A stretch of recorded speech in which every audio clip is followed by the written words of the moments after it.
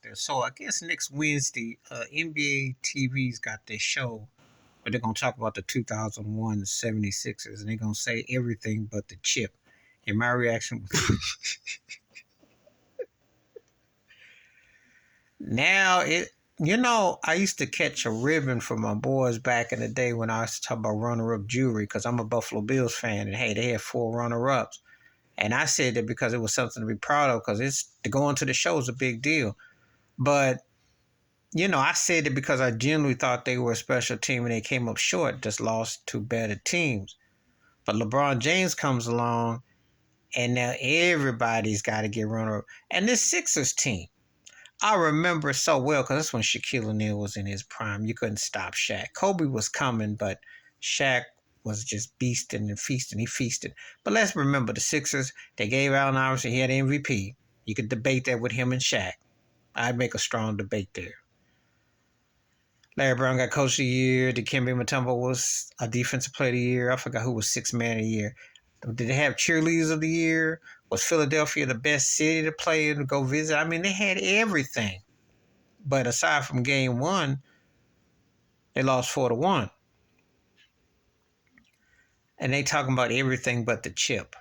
The NBA is starting to have this runner-up pageant thing going on. And a lot of it's been in LeBron James induced. But they having to feel sorry for you or something.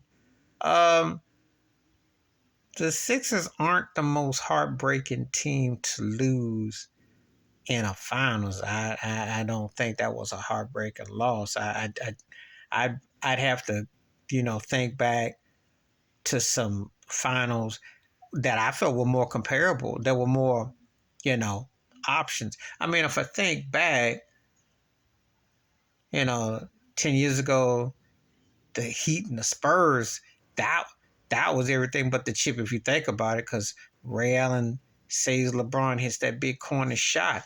That's more heartbreaking. Okay. All right. Heck, Durant gets hurt, Klay Thompson gets hurt, Toronto wins in game 6, beats Steph and Golden State. That has more pain to it. The Heat, the first year losing to Dallas, seeing Chris Bosh crying, everything happening. The Lakers of Boston, 2010, because that was the end of the runs for both.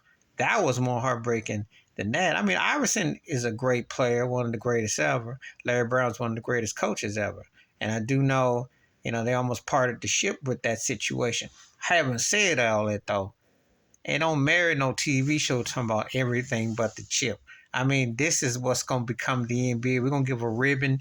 Let's just hand out ribbons now. That's what it's becoming. I mean, if you want to acknowledge AI and Larry Brown, all that, that's disrespectful because what he did 3 years later, Larry Brown led the Detroit Pistons over the Lakers in 5 games. Now, you want to talk about everything but the chip when you had Karl Malone and Gary Payton, who were older and long in the tooth, but a lot of stuff was going on. But you still had Shaquille O'Neal, the last was Shaq and the Lakers, and Kobe and Phil Jackson. So you want to talk about everything but that's more of an interesting situation than the 2001 Sixers to me. Allen Iverson is an interesting, compelling story, but don't use a year when they didn't win it to somehow justify a runner-up. I've seen better runner-ups, and I can point out many of them, Heck, the Yankees in 2004 when they lost to Boston in the American League Championship Series, that's a more compelling everything but the chip story there if you want to go that route. Or Cleveland baseball losing to Florida, the 97 World Series, or losing to Atlanta. Those are compelling everything but the chips, but not no team that got smashed and lost in a non-really competitive series, especially against a dominant force like Shaquille O'Neal. Come on now. Please hit like, subscribe, welcome thoughts and comments, and I do respond. Thank you. Wash your hands. Keep your mind clear. Watch out for another shit if you want to, and I'm out.